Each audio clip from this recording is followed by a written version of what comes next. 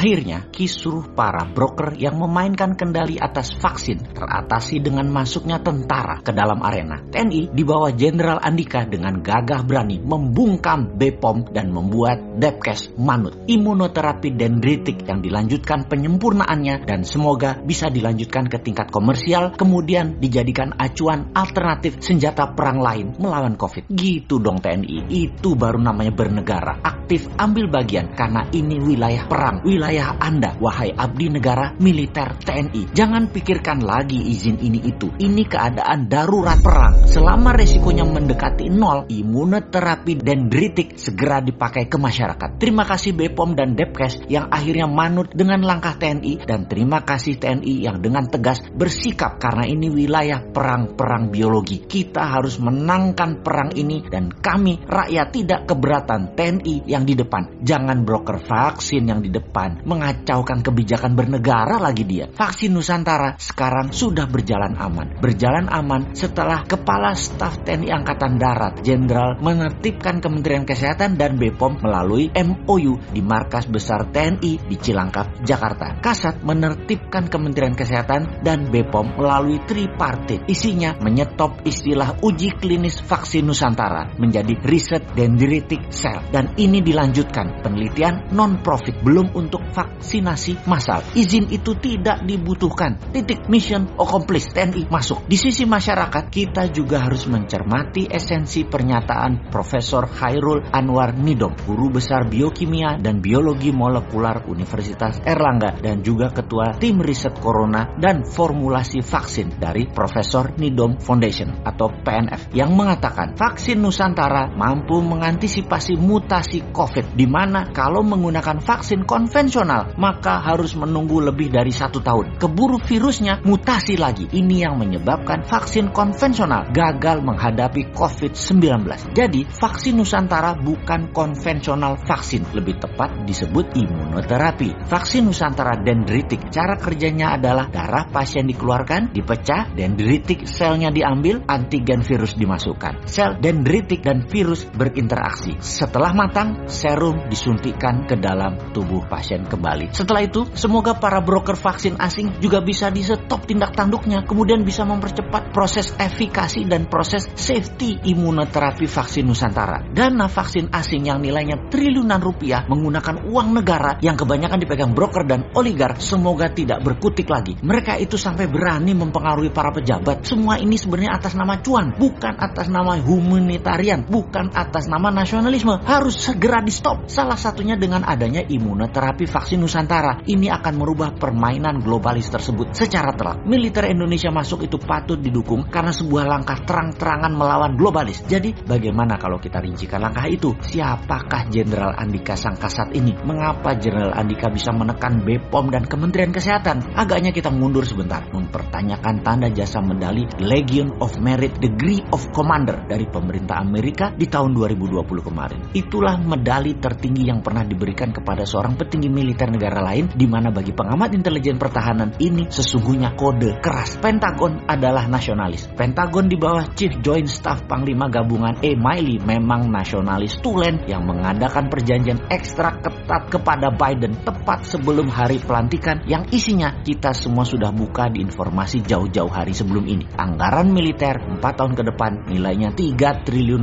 dan tetap berperang melawan Tiongkok. Apa yang terjadi? Semuanya disetujui oleh Biden. Jadi medali The Legion of Merit Degree of Commander adalah kode keras perlawanan terhadap globalis yang disematkan kepada Jenderal Andika. Dan kalau militer dalam hal ini Jenderal Andika bertindak, inilah tindakan nasionalis melawan globalis. Kembali ke imunoterapi vaksin Nusantara. Ini adalah kabar baik untuk kemanusiaan. Dunia segera melihat secerca harapan baru dimulai dari Indonesia tanpa cawe-cawe regulator yang miring ke globalis dan broker vaksin. Good luck.